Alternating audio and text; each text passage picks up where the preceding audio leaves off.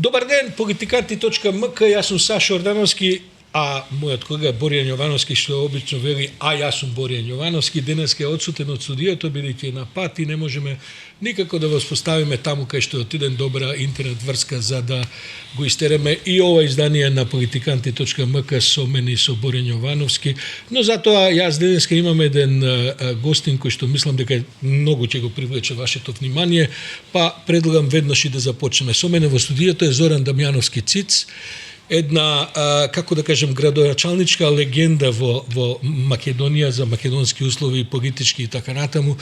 3 пати градоначалник на Куманово, 2017 година таа палка градоначалничка ја превзема господинот Максим Димитриевски во Куманово.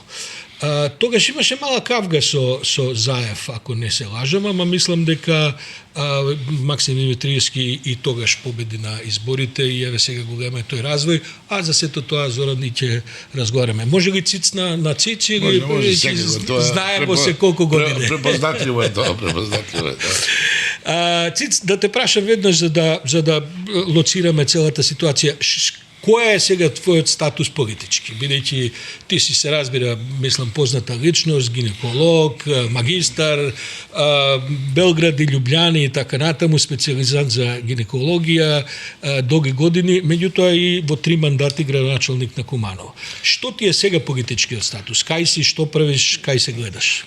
Благодарам за поканата.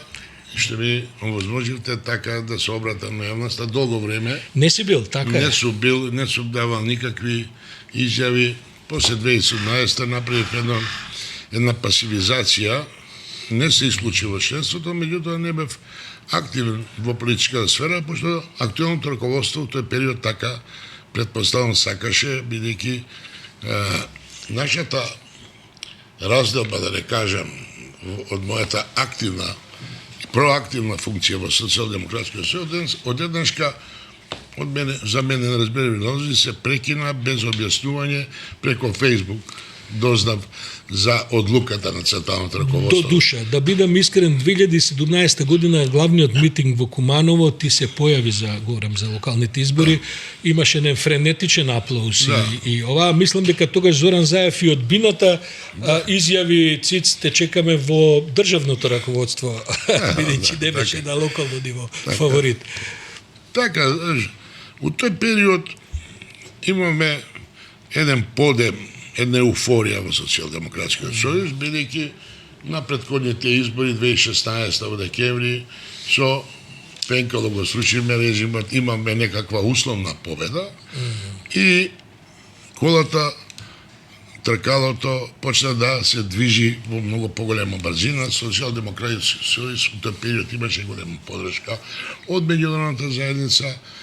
Меѓутоа, во тој период не се внимаваше на членството кое жестоко се бореше тие 13 години, 12 додека одеме по улица, се бореме за демократија, за враќање на правната држава, за враќање на легитимниот систем во државата. За правда. За правда. Нема правда, нема мир. Основната беше поента и едно општество за сите, за кое сакам покасно да позбориме на таа тема, бидејќи и тоа е еден од клучните моменти сега што се случува во Македонија. И ја добив некој картон, да кажеме црвен, жолт, не знам како да го крстам, од позиција што претходно у разговорите ја немам никаков сомнеж дека, бидејќи у разговорот ја го прашав дали размислува да дадам кандидатура. Да, ти си мој фаворит и така натаму. Целата организација стоеше на моја страна, председателот, секретарот, младите, жените, сите до еден, па чак се сеќавам на тој консултативен состанок и Спасовски даде подршка. Оливер Спасовски. Оливер, да. Значи тоа беше пред изборите, негде 2-3 дена пред објавување листа. Предпоставам од позиција да не се кандидирам независен и да не давам независна листа, што никош не сум ни помислил на таква работа. И сабањето на ден-два пред това на Фејсбук објавија дека кандидатот е Димитриевски. Максим Пиначе ти беше заменик во кабинетот. Не, он беше председател на Совет. Да, председател на Совет, ама во партиската структура, висока личност. Па да, после Тоа го коптира во извршниот одбор и беше, мислам, година, дена пратеник. Да. Ја добив таа информација, јас ја примем така како, бидејќи сите околности во комуникација ми наговестуваат дека тоа ќе се случи. И тоа на некој начин влијаеше на мојот однос со тоа раководство во тој момент. Што се причините, Цице? Мислам, поминаа доволно години. Дали ти забележува, може би заради твое едно долгогодишно пријателство со Бранко Црвенковски, бидејќи тоа стално било на маса? Причините не се ми познати. До денес. До денес, слушам дека имало таква намера 2 години пред тоа дека јас не треба више да стојам на чело на општината, што се покажа за една грешка голема за однос на социјалдемократијата во Куманово. Не зборам за на ниво на држава, бидејќи изборот како што го направија за многу кратко време се случи краток спој, би рекол, со технички зборови на релација централно руководство и локално руководство во Куманово, што ескалираше 2021 година со голема кавга и формирање на Моје Куманово и листа, и сега партија, знам, и така натаму, што е судбоносно во овие моменти за она што не се случи на изборите сега во мај месец. Така да, јас направив евакуација ad integras, се повлеков без некакви последици, учествував во дискусии со мои сопартици, меѓутоа не бе во ние ни партиски структури предложени. Пред да продолжиме, бидејќи секако ќе разговараме за низа од овие аспекти и за тоа што не очекува и така натаму, Куманово е една многу специфична општина, општина во која што Социјалдемократскиот сојуз практично со децении наназад никогаш и немал вистински противник во ВМРО. Таму структурата на општината етнички е таква што мора да се предизвика да се постигнат одредени баланси, бидејќи албанците имаат исто така бројно гласачко тело. СДСМ секогаш била многу подобра партија за тој вид на коалиција отколку што ВМРО било и така натаму, и практично од стабилноста на партиската организација и структурите во Куманово зависело, речи си секогаш, барем на локално ниво, па и на парламентарните избори кои ќе биде бројот на гласовите. Од друга страна, Циц, ја не можам да разберам, заправо можам да разберам, меѓутоа сум зачуден како клучни функционери во СДСМ, кои што потекнуваат и се од Куманово, значи Оливер Спасовски, Максим Димитриевски, Ковачевски, ти го наследи татко му на Ковачевски за градоначалник. Ти си голема влијание имаш самиот во Куманово и така натаму. Како може во една партија одлежана, партија која била на власт, која била во опозиција и се што преживува, да не може да се надмире еден локален спор, па тоа да ескалира до ваков распад до кој што дојде, во кој што сега СДСМ ги видовме последиците, ќе разговараме и за Максим Димитриевски понатаму. Што се случи во Куманово за да дојде до таква една кавга и немање можност да се направи еден компромис на ниво на партијата? Без да го глорифицирам моето учество во тој период од 2004-2003 година, кога сум како лидершип на социјалдемократијата, до 2017 година, значи од 2005 од март месец до 2017 новември, јас сум градоначалник, а бев член на извршен одбор некаква личност кој нешто одлучуваше у концептот на општинската. Мислам дека у тоа време ние бевме дебела опозиција тие 11-12 години. Немаме некакви конфликти во однос на поделба на партија. Се појавуваа 2009 година групација Цветковски, Петрушевски, Максим Димитриевски, лидер беше Виктор Цветковски на таа групација и некои други членови од помлада гарда. Меѓутоа тоа се на некој начин се амортизираше со некаква поделба во општината на функции. Председател на совет, директори на јавни предпријатија, на некој начин имаше некаква дисперзија и увек функциониравме на принцип да се угаси ватра, да нема експлозивни најави, поделби, отклонување и така натаму. Така се приближи таа 2009, 2013 бевме у дебел минус, 2014 исто така бевме у минус, ги знаете резултатите. Така да немаше некој простор за такво нешто. Меѓутоа, најверојатно после тие одлуки на централното руководство, односно на лидерот на партијата, да јас бидам луксиран од таа позиција на лидершип во Куманово. Ако смеам само да ускочам, разговараме за Зоран Заев, кој што беше исто така со години градоначелник на голема општина Студенца. Би требало да разбира кои се односите и на општински ниво во самата партија и така натаму. Донесе погрешна проценка Заев? Па види, сите овие последици од СДСМ и бенефитот измеѓу 2015 и 2017 и негативата која не следи од 2021 па нааму е резултат на неговата политика. Не зборувам дека тоа било се црно. Има моменти кога ние се вратиме на голема врата на политичка сцена во Македонија. Меѓутоа, овој пораз што го доживееме сега на 8 мај е еден од нетешките порази, не треба ја да го образложам, тоа е очигледно, такви бројки не сме имали никогаш, најверојатно и не треба да имаме во иднина, ако успееме да се реорганизираат како партија и да фатат еден трк на партија која има тенденција да биде прво добра опозицијска партија, а потоа да претендира и за власт. Мислам дека начинот на водење на партијата од тоа време на Заев беше таков. Он имаше таков, значи тоа што ќе одлучи, без разлика како ти го пренесува тука. Другарче, братче, ово, оно, меѓутоа неговите крајни одлуки беа такви како што ги има донесено претходно. Така да тука немавме фер односи да се разбереме на таа релација. Ја видов дека од таа гарнитура и после мојот успех од 2013 година, фрапантен беше мојот успех, од аспект што на тие избори јас бидејќи тога се одели Виктор Цветковски, што кт ако не сек, и зема негде 3800 гласа, србите не се оделија. Јас стартував со минут 4500 гласа. Меѓутоа,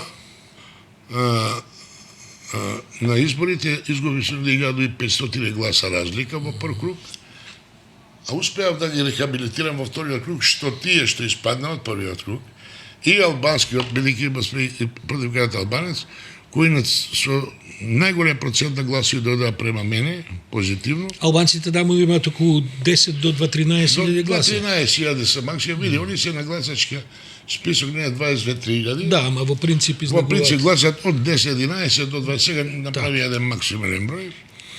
И тука се покажа таа кохерентност во Куманово и моето лидерско својство и особина која успеав да ги интегрирам у најопасниот период кога на врвот на владењето на Груевски, значи сака по секоја цена да го земат Куманово, успеав да ги придобијам и тоа беше еден мотив, можеби, што го потикна Заев да направи едно општество за сите. Он тоа свати дека тука е иднината и просперитетот на Социјалдемократскиот сојуз.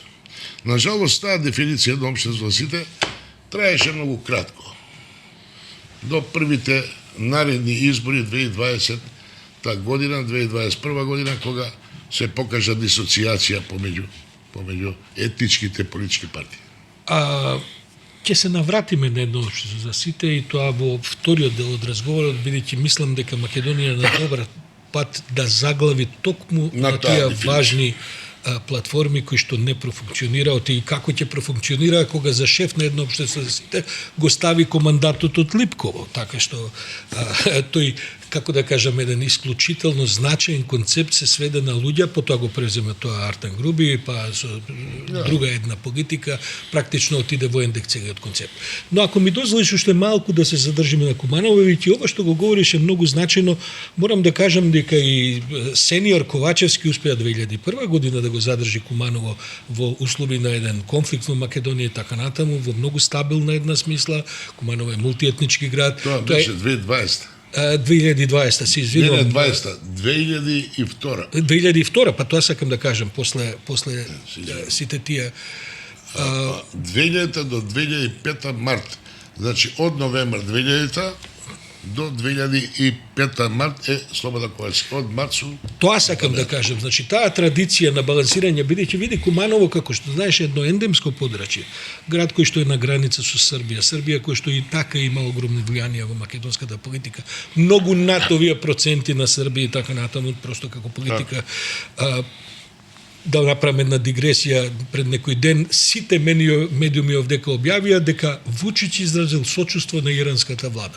Мислам, зашто е тоа важно за Македонија по повод загинувањето на председателот ирански. Меѓутоа овдека се уште да се накашла Вучич, овдека се пренесува. Русија, Америка, да.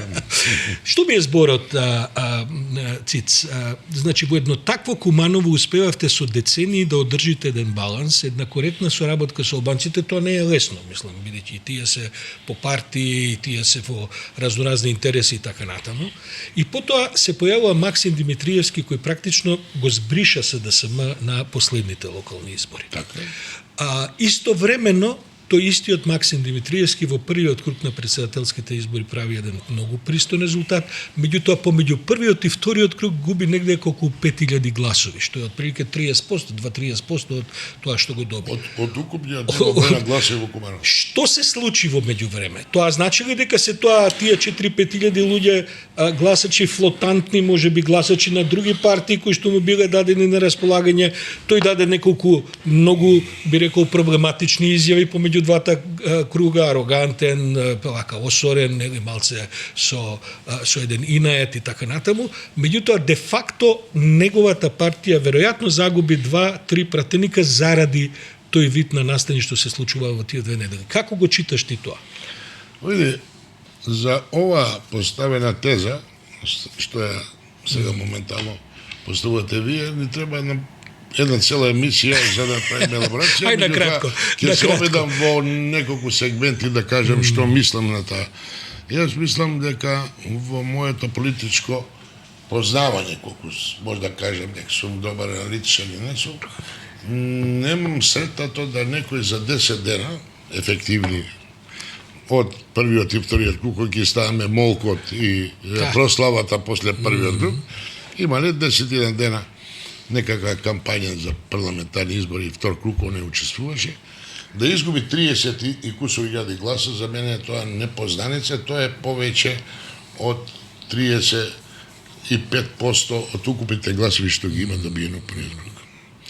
И мене ми е нејасно, се обидувам да ги разрезам тие феномени и тоа го гледам во нешто друго. Значи, и на првите избори, 2021, кога Максим за моје Куманово ги доби дел од гласовите на Социјалдемократскиот сојуз, меѓутоа голем процент на гласови од ВМРО да победи, што се покажа. Ако погледнете дека Тони Михайловски, кој беше против кандидатот Максим, доби 7800, така нешто, испод 8000 гласа, овој доби 15.000 гласа, ние добиме неде 14.815, не е битно, значи тие гласови што ВМРО сега ги има 15.000 Куманово, 7-8.000 биле трансферирани. На кој начин и со какви методи, тоа уште не ми е познато, да може да се манипулира, да од првиот круг од 15.000 додеш на 10, а супротна партија качи. Па тоа не е левешта политика предизборна изборна на ВМРО тоа. Имаат сврсто, тврдо, командовано гласачко тело кое по некои канали и некој начин на комуникација кој мене не ми е познат како тоа успеат да Со команда, се каже утре се гласа за... Има нешто, некаков механизам. Меѓутоа, ова сериозно зборува дека во наредните години Куманов го чека големо искушение да први пат после 35 години отприлike независна Македонија, Куманов го изгуби приматот на левичарски лидери, почнувајќи од СДСМ па до Знам, која исто така се профилира како лев центар, произлезен од колевката на социјалдемократскиот сојуз. Он не го негира тоа. Добро, сега да не влеземе во таа кавга, ја мислам дека се е чиста националистичка десна партија, Да, сега види. И мислам дека тоа не го ни крие Максим со една висока нота на национализам, тоа се вика патриотизам у модерни времења и така натаму. Не ги разграничува. Тој да речеме за разговор со Максим. Не ги разграничува поимите патриотизам и национализам, бидејќи национализам е на поголем степен, значи, патриотизам е да го сака својот народ. А да го сака својот народ на сметка на негатива на туѓиот етникум народ, се вика национализам или на погора фаза шовинизам, не е битно. Значи, тука се покажа некои излегување од орбитата на граѓанскиот концепт на македонското општество. Добро. Се уште си активен во СДСМ, како член, како угледна личност? Јас сум член на СДСМ, не сум во структурите на општинската организација, од позиција што не ја докажав тезата што се случи во Куманово, значи после повлекување на третиот мандат, во Куманово се свои таборизација. Таборизација помеѓу структурата на секретарот тогашен Спасовски и кој исто така Кумановец, да, и човекот кој претендираше да ја преземе улогата на лидер во Куманово, Максим Димитриевски. Тој анимозитет, тој ривалитет помеѓу нив, што помина во анимозитет краен, до тој степен да се подели партијата и да се отцепи ова Знам, односно за наше Куманово. И тоа траеше 7 години. Види, ние се занимаваме у тој период, и тогаш јас сум отсутен од партијата више. Значи, тој конфликт на оние два лика... По собствен избор? Па не види, не најдов место, милје каде може да се вклучам, бидејќи тука имаше една сурова борба за полпозиција, како ми кажала спортски, кој поправо да дојде до позиција на централата и кој поправо да му се доближи на тогашниот лидер, а тоа он го гледаше од страна, може да му и представуваше некакво задоволство да гледа рвање таму и тоа.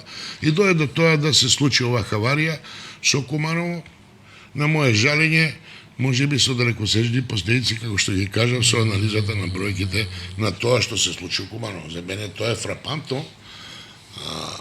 Се сгази политичко достоинство на социјалдемократијата. Овие бројки се под политичко достојанство. Не водат во еден амбис многу препознати во соседството во Србија со демократите на Тадич, кои се Демократска странка, сојузот кој го победи диктаторот Милошевиќ, се распадна како сапуница и сега не може се состават 20 години. Позната е приказката. Да, тука си во право, бидејќи се прават паралели со Пасока, ма мислам дека со Тадич се поблиски паралелите, со Србија. Сега нема сензус там. Мене ме тоа највеќе страх да не дојдеме да не запливаме у такви води. Мислам дека сега па уште повеќе ќе се разгори битката околу лидершипот, ќе видиме покасно што ќе зборуваме. Меѓутоа, мислам дека за Куманово е еклатантен пример зошто дојде до оваа дисоцијација, да паднеме на 7.000 и нешто гласови кои се мученички гласови, да кажем. Мученички. Се чини дека тоа уште подолу може да оди. Зошто го кажувам ова? Деновиве се одржуваат разни состаноци на разни нивоа во СДСМ, тоа што дознаваме и така натаму. Дури ние ова го снимаме во среда, мислам дека вчера има исто така еден голем составно кој што е разговаран што понатаму и така натаму.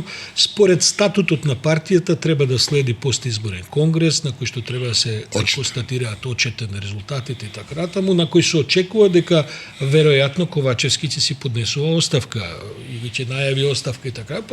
Бидејќи после вакви резултати, мисламе, несоодветно да се инсистира да се продолжи да се останува на висока функција. Потоа би требало да се распишат избори кои од минатиот пат се прават на ниво на општа членство на СДСМ и се бира непосредни избори од сите членови на партијата. Како ја гледаш ти таа перспектива, Циц? Каде ќе оди сега приказната, бидејќи на СДСМ му треба, би рекол, итно едно консолидирање, а од ова што слушаме кој се е можен кандидат за следен лидер на СДСМ, мене ми се чини дека таму допрва ќе има и кавги, па и расправи кои што ќе бидат погласни од колку што партијата би сакала да биде во своите редови. Се шо види, колку го познавам ја Димитар, го познавам повеќе стариот. Да. Меѓутоа и Димитар Ковачевски така имаме некаква убава комуникација на ниво на па ние и старите наши се биле некакви пријатели и добри другари, се дружеле така, ако не е тоа битно. Мислам дека он ќе даде оставка, не може да го издржи ова резултат му тешко паѓа, предпоставувам дека тоа ќе епилогот ќе биде оставка на отчетниот конгрес. И тоа е така и исправно, не може оставка се дава преко социјални мрежи и на брифинзи. Тоа ќе иде на конгрес, очет спе погрешиле, примите извинување. Јас ја земам одговорноста и така натаму. Така да се ствара вакуум, простор за борба на таа позиција. Никогаш во СДСМ немало таков простор во кој нема предвидување кои луѓе од дворот би можеле да бидат. Увек кога имале, дали бил Бранко кога настапала, дали бил Бучко, дали бил Тито кога комунираше така, увек имало фаворити кои се навидувале како идни лидери. Шекеринска исто така. Шекеринска, така, зборуваме за периоди измеѓу Бучко и Шекеринска, Тито и Бучко, кога Тито беше еден од кандидатите кога направи 2006 кога направи странка на СДП и така. Сега, у момент, една равна линија, нема пикови, што значи нема фаворити некои кои се најавувани у претходниот период, бидејќи се што се зборува, на вас е познато од медиумите дека има 5-6. Ќе стигне до 10 дека како што да биде. Ја пошли пат го слушам и мојот еден од ковара вика јас сакам да се кандидирам и да бидам куме дали ќе ме подржа, ме викам многу кандидати како да биде ова. Кандидирај се што да ти правам, ама мислам дека таа една мешаница што викаат пред голот не е секојаш гол. Мислам дека ќе има опит за избор на председател у брзо време, може да ќе резултира со нови избори за кратко време, бидејќи ќе почнат да се фракционираат, ќе се таборизираат. Дали ќе успееме од оваа битка да излеземе мудри, да излечеме еден сериозен лидер, кој дефинитивно треба да биде и интелектуално, и морално, и возрастно, да кажам, да не е нешто многу стар, и представа, ама да не биде и многу во кратки панталони. Па така е, бидејќи младите имат голем ентузијазам, а мало искуство. Емпиријата, политиката е базични сознание и емпирија. Ако имаш базични сознание, а немаш емпирија, можда за грешка постои. Ако немаш базични сознание, а имаш само емпирија, пак е грешката тука. Имаме примери во нашето руководство. Така да не може да предпоставам од кој табор ќе излезе победникот. Ќе има тука јужно-македонско крило, ќе има скопско крило, ќе има струмичка линија, јужно-македонска, кажам, така, југоисточна. Има тенденција и кумановска линија, мада старите искусни лидери и мои пријатели викаат, забравите Куманово на 10 години да имате лидер, да имате човек во врвот на партијата, бидејќи успеавте овие 7 години само кумановци да ја направите состојбата оваква како што е. И тоа е точна анализа. Не може се да се сега Куманово да се нешто не се надам дека кумановци ќе пробијат. Меѓутоа, јас мислам дека треба пак од таа структура која е подолго време била еди секретар, на партија или бил во ужното руководство, подпредседатели, кои имат некаков гриф политички, кои имат сватено и за структурата на партијата и однос за концептот како во тешки моменти треба да се крева партијата. Тука пред се мислам на Игор Ивановски, се спомнува, меѓутоа мислам дека тоа е дефинитивно отфрлено, да Пендаровски биде еден од таквите. Значи, луѓе кои би поставиле некаков авторитативно, харизматичен тип на владење у партија. На нас ни треба лидер, значи, кога зборам авторитативно харизматичен тип на владење, и преголема демократија у партијата што сакаше да ја практикува претходниот председател на партијата кој замина пред да даде. Навиду беше многу демократски, а беше строго централизиран и се решаваше у неколку позади сцената. У неколку персони. Бранко владееше авторитетно харизматично. Меѓутоа, добре, и он не заврши многу славно. Па не заврши, мислам до душе долго владееше. Ама 16 години беше на функција, прво премиер председател, а можда и повеќе 16 години беше лидер на партијата. Со сите, пажи, он е единствен случај да направи ремейк, да се врати, да изгуби и да се врати и победи и да победи на председателски избори. Тој начин на владење ги дреше состојбите топло ладно. Да го абсолвираме, Бранко. Тоа е завршено. Тоа сакам да прашам. Дали е завршена таа приказна во СДСМ или се уште постојат опции во кои што бидејќи многу се спекулира, чаршијата ужива да Бранко стоел зад Максо, па овој човек негов, оној човек негов. Има ли во тоа, бидејќи знам дека одржувате контакти со Бранко? О партијата така ми залепи некој дека да бранковист, не знам. Јас со Бранко сум добар пријател и денеска добар пријател. Нашето пријателство почна многу касно, кога он више не беше функционер, беше само председател на партија, не беше више председател на држава. Кога победи 2009 година, у најтешкиот период, он се јави и ме вика, ти си нешто чудо у моја ова, ајде, ми даде голема доверба у тој период. И некако ми лепа дека етикета таква, што мене не ми смета, ја го почитувам, така си имам добри односи со него. Познавајќи го у разговори, мислам дека одамна, 4-5 години назад, он нема енергија, не покажува намера да се врати да ја преземе партијата. Тоа би било по трети пат меѓу турцima. Меѓутоа, сака да анализира, сака може би да дава сугестии, ако некој го слуша. Активното руководство не го почитуваше неговиот збор многу. И тука е тој краткиот спој на релација кабинетот на Црвенковски, кој е со својот кабинет како бивши председател и централното руководство на Социјалдемократскиот сојуз. Има една анекдота што може да е место да се раскаже сега. Јас мислам дека таа не е неточна. Мислам дека му дадоа покана, го повикаа сега кога Пендаровски по втор пат се кандидираше за председател да присуствува на тој конгрес и така, а тој им рече, минатиот пат ме замоливте да не доаѓам. Не е така. Силата е вака. Ајде да ја Силата е вака, отприлика како ја што ја знам. Тоа не е претходниот, тоа е 2014 година. Добро. 2014 година на првата кандидатура која изгуби од Иванов, Стево е трипатни кандидат. Да, имаш право, јас ги побешам колку години. И тогаш беше универзална сала, промоција, се сеќавам. Тогаш имаше голема афера, нешто заем го чачка. Да. Се сеќавате, да.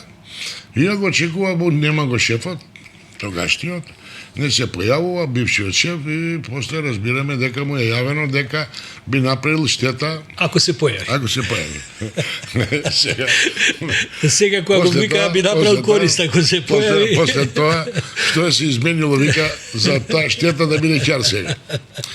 Не е битно тоа, е малку анекдота што кажете.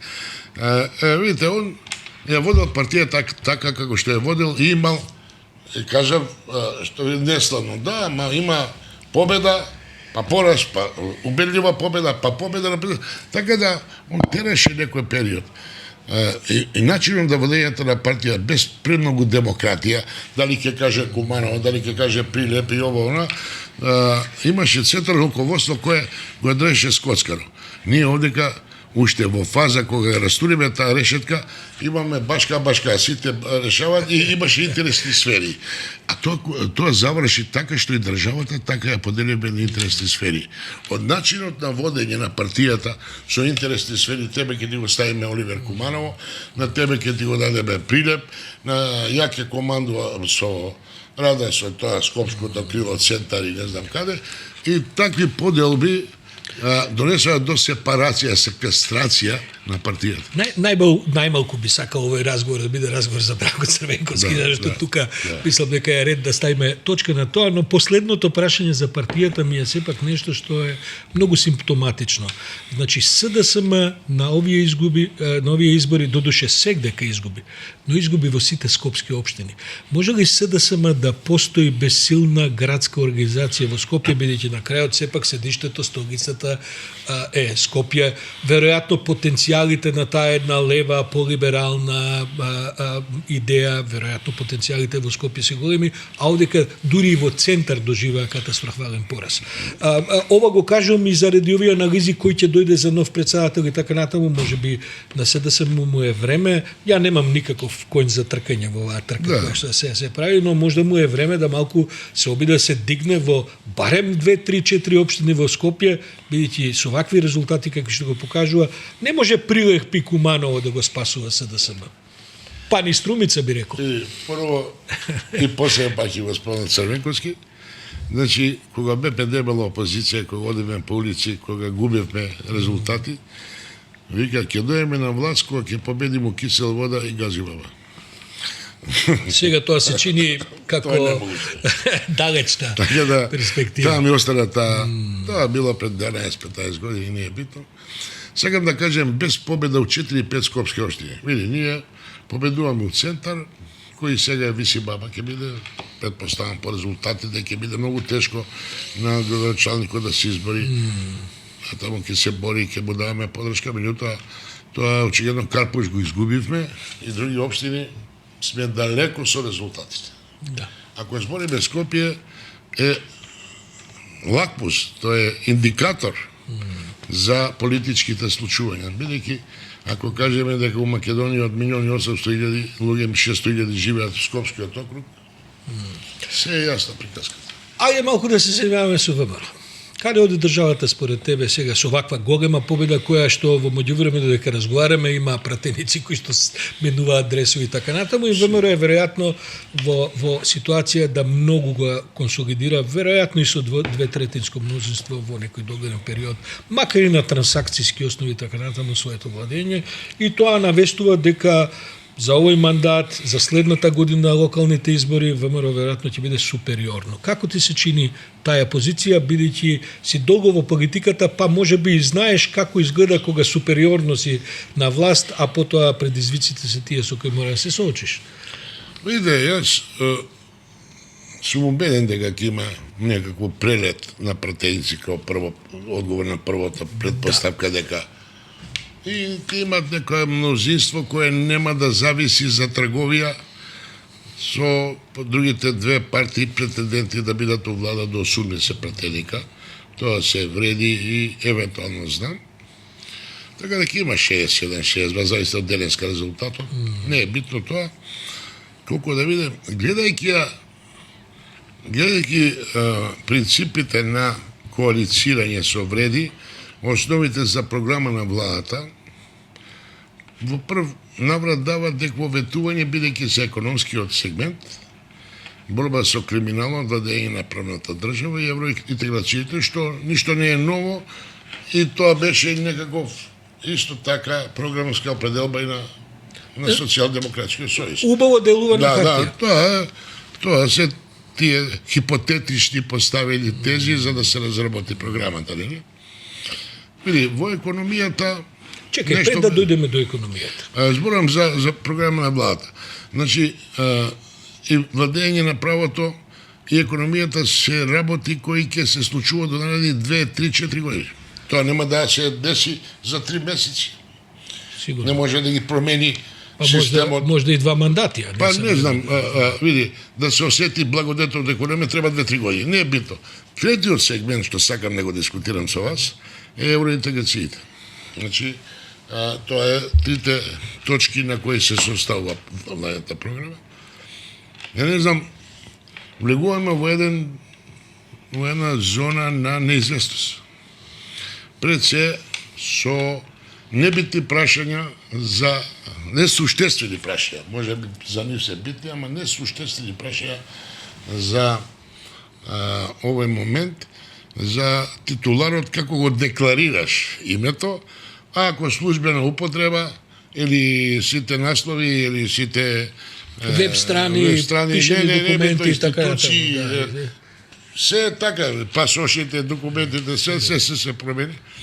И ќе не доведе во една ситуација на ти го дајби го на 6-7 месеца док се разбереме со Брисел, па ќе има избори сега, па нови структури, па кога ќе не прифата, нема да не прифатат, може да има реперкусија и стагнација во нашиот процес на евроинтеграција.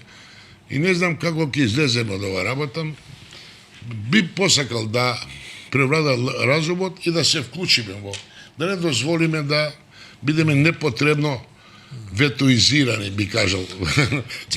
Да, тоа сите го говорат, па дури и луѓе кои што се во некаков досуд со ВМРО се загрижени. Би посакал на Мицковски да го тоа преброди на некој начин и да појде по тој пат и да се концентрира на решавање на главното прашање, кое му стои и како програмска определба во решавање на бугарскиот меѓудржавен, бугарско-македонски меѓудржавен договор и преговорачката рамка. Мислиш дека има намера тоа да го прави?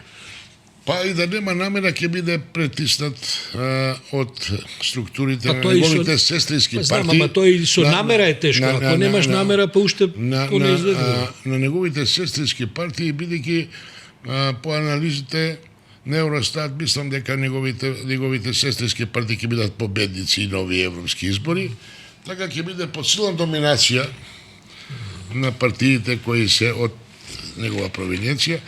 Сега, колку ќе се опира и колку ќе успее да изнуди некоја инклинација од овој договор, некаква гаранција. Тука за да каже, сега тоа моделот на прифаќање мора да има некоја инклинација од ова. Дали е ова последно нешто барање, дали ова ќе биде одложена, што мислам не може да биде одложена при брака уставна промена, како ќе биде одложена примера. Хик родовски салта, денеска го гласаме уставот и ти влегуваш утра, нема. Да те вратам на оваа другава тема која е подеднакво важна, бар мене така ми се чини, а тоа е односот со албанците. Од ова што го следиме деновиве, иако мора да се каже дека се тоа сепак пробни балони кои што се пуштат и така натаму, ВМРО ДПМН и реторички, а гледам и политички, нема намера да даде ниедно важно министерство на коалицијата Влен. Значи, сите државни министерства, ќе повторам, ова се уште фази на спекулации, меѓутоа, финанси, одбрана, МВР, надворешни работи, во нас случај европски интеграции и така натаму, сето тоа го задржува ВМРО, бидејќи ВМРО е партија која сака да има власт. И кога ги контролираш парите и силата, моќта, а тоа се овие 3-4 министерства, тие мислат дека на тој начин ќе им докажат на македонците дека албанците може да бидат третирани кај што има местото. Јас мислам дека тоа ќе се одрази со голем проблем кај Влен. Бидејќи Влен е една структура на партии кои што се и така прилично, како да кажем, 3-4 пражи составени, приставени, искомпонирани, малце франкештајнски, така со легитимитет, бидејќи па Дуи вика сега вие немате легитимитет, што е исто така една проблематична тврдња. Што сакам да кажам, Цице? Ќе го ослабат Влен, од кој што се очекува да влезе во пресметка со Дуи, на начин да држи Министерства за образование и култура и не знам што уште мислат и државна администрација. Дуи е противник кој не сме на ниеден начин да се подцини, а веќе отиден во една федералистичка реторика која што само ќе зајакнува, што е тенката линија на едно општество за сите кое како проект видовме како заврши така натаму. Јас се плашам дека пред да стигнеме до овие бугарско-грчки компликации кои веќе ги дигна високо во 16-етникот, ќе дојдеме во ситуација да се вратиме на теми на кои што ние со големи проблеми. Па ти како градоначалник на Куманово те прашувам за ова, не мислиш ли дека и тоа го прават на еден начин да предизвикаат, иритираат. Тоа не значи дека сите вклучени кои ќе се вклучат ќе имаат оправдање за тоа, но нема да пропуштат шанс. Како ти се чини таја? Види, ќе почнам од тезата е општество за сите, па да дојдеме до некоја расподелба на министерства, што ја нема да се сложам со тебе во однос бити не бити, бидејќи па не може баш се победникот да зема се. Ќе мора да се најде некој компромиси тамо и вамо. Говорам од ова што го читаме. Да. Тоа е уште далеко. Ќе видиме тоа како ќе биде расподелбата. Сигурно дека они ќе сака да ги држат главните полуги пред се надворешни работи, безбедност и така натаму. Па тоа се државните министерства. Едно општество за сите Парите беше си теза многу леплива за македонецот, бидејќи после конфликтот од 2001 година направивме рамковен договор, 2002 година се направи прва влада со ДУИ која се формира од шинелите на УЧК и Македонија почна да живее у некој прогрес на граѓански концепт со промени, со полека влегување од една позиција, друга позиција до председател собрание, технички премиер на влада кој го избра 100 дена беше премиер. Меѓутоа, ние растуриме концептот на едно општество за сите кој се играеше тие 20 години, од аспект сега на изборите се покажа една страшна дискрепанца во однос на гласачите во Желбата на Македонија. гласачите. Ако погледате вие структура на гласовите, имаме 730-40 гласа во македонскиот политички кампус, имаме 240.000 гласа во албанскиот, Предпоставениот етнички муслиманскиот дел на што се правеа коалиции на принцип ДУИ направи со бошњаци, турци, роми, на религијска основа сакаш да така. кажеш. И сега кога ги погледате тие структури, на вас е јасно дека имаме строго поделени гласови не само по етничка, и по религиозна основа. И затоа се случи тоа фиаско на 560.000 гласа, 550 на ова Гордана Силјановска, од аспект што говорот на тој несреќниот говор на Али Ахмети на градскиот плоштад кога потенцираше Учека и така. дојде до ситуација да се мобилизира непотребно и да се створи еден силен антагонизам во политичкиот кампус. Тоа за мене е една негативна и непотребна појава, бидејќи порано имавме на наши листи албанци и турци, тамо имаше и кај ВМРО исто така едно шаренило.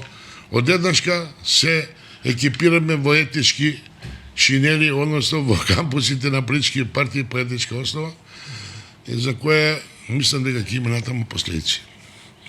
Ќе се таборизираме по таа работа и ќе ја делиме државата на принцип тоа ќе ти го дозвола, нема ти го дозвола, и господари на региони, како што викаше еднашка, ние сме од членови, од жители, бидаме господари на дел од тој кој владееме. Тоа е најголемиот проблем и каузата за поразот е господарството на победникот на изборите. Тоа е еден сериозен проблем. Бидејќи кога го добиваш мандатот, се осеќуваш дека тоа е твое и у тие 4 години, 3-5, зависи на која позиција си, дали си председател, дали си премиер, дали си председател собрание, ти се чувствуваш инокосен, ти донесуваш, ти играш со судбината, не служиш на институциите кои се направени за раководење со државата и тука е сериозниот проблем. Мислам дека што кажавте вие, можеби Ја цело време на претеча. ти цело време на вие. Добре. Не е битно. Не е битно тоа. Тоа може да биде и претеча во однос на европската агенда, бидејќи не е ништо чудно да имаме, не може да имаме конфликти воени, тоа не долажи обзир, бидејќи имаме некои други гаранти, нели, со тоа. Меѓутоа, може да имаме улични проблеми, може да имаме уличен криминал. Тоа се безбедносни ризици кои ќе доведуваат до континуитет на дестабилизација и да има некакви проблеми во однос на функционирање на системот. Затоа треба што порано да се оваа работа стави таму каде што е место, но и мора да свати дека ќе биде опозиција, бидејќи не ја сакаат како ќе бидеш во влада, кога ти 3 месеца, 4 месеца назад зборуваш дека нема со тебе да ја во влада, јас со тебе не сакам да бидам во влада и така дале. Тука више е расчистена работата. А дали Влејан ќе биде задоволен со позицијата на министерствата, ја не верувам дека ќе бидат само некои маргинални, бидејќи без разлика и да има 62 и 63 и со Максо да има и 69, он мора да има конституционална демократија, да ги вклучи нив и да ги даде некој дел на кој ќе се чувствуваат и горди и задоволни пред своите гласачи. Бидејќи ако тоа не го направат они, нема што да барат за година дена локални избори, ќе ги изгубат сегде. Бидејќи немаме уште многу време, а имам барем уште 2 прашања. Ќе се изненадиш ли многу ако Мицкоски му понуди на СДСМ да влезе во владата? Па нема да се имам начуено некакви такви дискусии. Тоа е друго прашање што би правил СДСМ. Да. Меѓутоа, тоа би му понудил на него ако му треба одлука за да го донесе тешкото прашање. Уставните промени со низа други приклучни работи, бидејќи тука нема да биде само бугарското прашање, бугарите во уставот ќе се отворат неколку 4-5 точки кои се многу значени, тоа ќе биде и со јазикот и со. Значи, можеби ќе му понуди, ја не знам СДСМ колку ќе биде спремен да биде јак антагонист на ВМРО, бидејќи познавајќи карактери на луѓето кои се во моментот и во парламентот и кои ќе бидат, можеби ќе тежнеат за едно зближување од неколку причини. Разни причини. Разни причини ќе има, бидејќи, види, сите сме биле на функција, знаеме дека носи последици, не? Особено сега кога се најавуваат такви некои ригидни односи во однос на правниот поредок и системот на казнување. Не знам што ќе се случува понатаму, меѓутоа може да се случи да се инклинира определен процент на луѓе натаму. Тоа ќе биде смртоносно нешто за обстојување на опозицијата и ќе даде простор на левица, евентуално знам ако остане во опозиција, да ги прибере сите тие неутрални луѓе и најавуваат некоја нова левоцентристичка партија, ново движење кое ќе има некаква по-солвентен кадровски потенцијал. Кога зборувам, мислам дека и едните и другите не направија, најавуваа, не направија солвентен кадровска понуда сега на изборите, ако реално ја перцепираме листата, сликата, луѓето. Па моето последно прашање е токму врзано за кадровското прашање и така натаму. Долго време си во политиката, ја знаеш важноста на човекот. Имаше еден американски генерал кој што прочуено изјавуваше дека кога бирам помеѓу квалификациите и карактерот на моите подредени, секојаш го бирам карактерот пред квалификациите. Што мислиш за Мицкоски? Мицкоски не е пробан на власт, тој 7 години мислам дека успешно обстоја во опозицијата со сите проблеми кои ги имаше пред се во партијата, потоа и надвор од партијата. Како ќе се покаже тој според тебе од ова што го гледаш, што го знаеш, што си го проценил, бидејќи не сме го пробали? Како изгледа да имаш таква власт каква што он ќе има, таа ќе биде прилично апсолутна. Виде, мене на моје изненадување Мицкоски се покажа многу жилав противник. Сите предвидувања на СДСМ, медиумите и сите кои беа наклонети према власта, не му дава живот на политички живот на Мицкоски повеќе од 2-3 години. После неуспехот. Па дури и во ВМРО не му дава. После неуспехот на локалните 2017 која беше хаварија, дојде Мицкоски и изгуби избори 2020.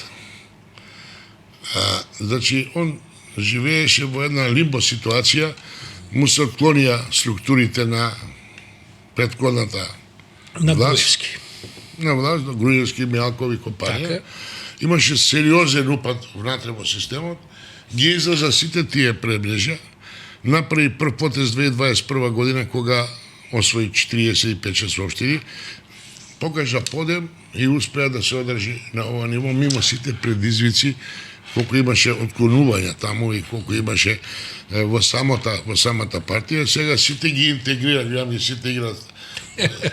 Човекот мислам дека е борец, жилав противник и мислам дека ќе се обиде да направи сериозна и стабилна, барем традицијата покажува дека во првите 2-3 години ВМРО технократски изузетно добро владее. Тоа беше 2006, ако се сеќавате, до 2008, каде на технократскиот принцип на владење, што од економски аспект, што од правен аспект, што од некои други позиции, успеа да канализира процес, за да после 2008 година, после тој пеколен Букуреш, влезат во една нова приказка на античизација, враќање на историјата и такви работи кои не доведоа до таква ситуација во која бе заробена држава. Меѓутоа, Мицкоски мислам дека ќе владее во првиот мандат, во првите години, изузетно коректно во однос на концептот на технократско водење на партијата. Он е такови карактери го гледам. Мислам дека ќе успостави некоја владавина на субординација, така да ќе биде бројна личност. Гледам го и како командува со сите, како успеа да ги отклони сите непријатели, мислам дека ќе владее сериозно, ќе владее во наредниот период.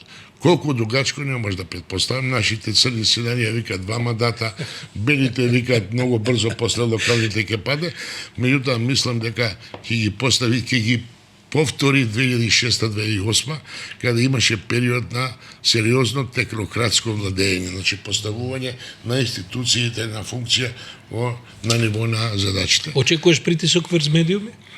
Па сигурно ќе има, не види, притисок за медиуми нема да директно да ве апострофираат, меѓутоа дека ќе сакаат да имат, бидејќи агипроп кај нив е доминантно во нивната политичка кауза, така работи доминантно, и секоја власт сака да има медиуми. СДС не баш многу. СДС викаше направиме демократија кој што сака нека зборува, а после ги беше криво кој ги критикувате. И кој ги поставувате тешки прашања. Види, они секогаш имале и ќе имаат своји приврзаници и сите го прават тоа.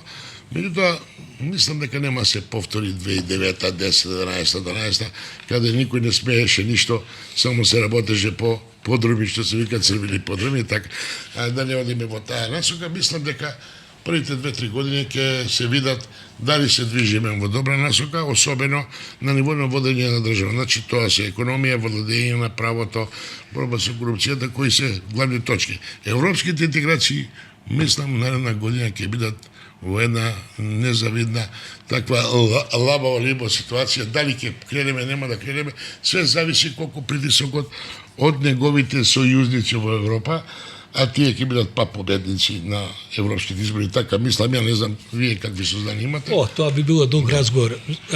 Циц, последно прашање, на вистина последно прашање. Ќе се кандидираш за градоначалник Куманово следната година? И да ви кажам. Од позиција на СДСМ? Не знам од која позиција. Имам сериозни притисоци во овој момент во Куманово.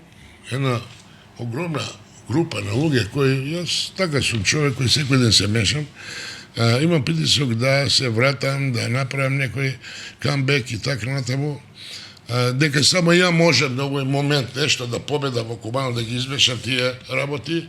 Меѓутоа, јас цврсто сум одлучен дека тоа више нема да ми се повтори. Јас немам во моментот ниједна свежа мисла и енергија со која би настапил пред моите граѓани во Куманово. Мислам дека тоа нема да се случи, а имам сериозен притисок од моите сограѓани. Ја не знам каде да се појавам, ајде врати се, моите баба ме викат, баба врати се, нешто да направиш, ајде направи. Јас можеби ќе бидам лепило и за тие 10.000 албански гласови, ќе бидам лепило и за тие Сабомски и отпадоци, ќе има отпадоци сега од знам гласови. Можеби ќе се направи некаква бројка која ќе се супростави на ВМРО, мислам дека ВМРО на еден период ќе покуша да го земе Куманово, сериозно ќе покуша да го земе. Тоа ќе биде многу тешка борба да се победи во Куманово. а јас во моментот немам свежина, немам идеја свежа, немам енергија за да влезам во таква тешка борба и да победам. Зоран Дамјановски Циц, фала на овој искрен разговор и се надевам дека и идната година ќе има за што да се навратиме, да анализираме, можда со повеќе енергија и желба од тоа сега кое што ја покажуваш во студио. Да ти кажам, сум имал некакви понуди да настапам на медиуми. Моето почитување према тебе, бидејќи сме пријатели подолго време и на приватен план и менјаме мислења, ставови. Ова е моје прво појавување после 2017 година. Благодарам. После се е лесно да се зборува сега. Не сакав да зборува пред изборите, бидејќи може мојата дискусија, мојата интервју да беше негативно и да не си зимам за себе, за грев дека сум направил нешто лошо. Овој разговор го сметам као приватен разговор меѓу мене и тебе, мој личен став, не е тоа став ни на моите следбеници и на партијата СДСМ. Фала ти и од моје и од име на Боријан Јовановски, кој што еве да повторам денеска од технички причини. Тој е мој добар пријател. Имаме прилика следниот пат и тој ќе биде. Ќе се видуваме, јас сум на располагање. Види, јајте сме стари пријатели, со Боријан пријатели и со сите тие кои работат за добробит у тој период кога сме мислеле дека работиме добро за државата. Ова е се за ова издание на Политиканти.мк. Останете со нас, денеска е среда, намерно направивме еден подкаст во средина на неделата, бидејќи пак во петок не се работи, ќе се видиме следната недела со двете редовни изданија на Политиканти.мк.